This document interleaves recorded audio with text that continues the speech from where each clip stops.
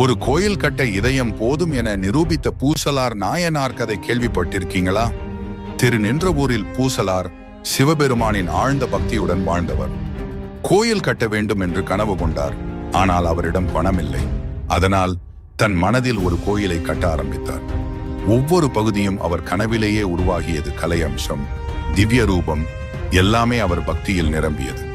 அந்த கோயிலை கும்பாபிஷேகம் செய்ய நாளையும் நிர்ணயித்தார். ஆனால் அதே நாளில் பல்லவரசர் தனது கட்டிய கோயிலை திறக்க விரும்பினார்.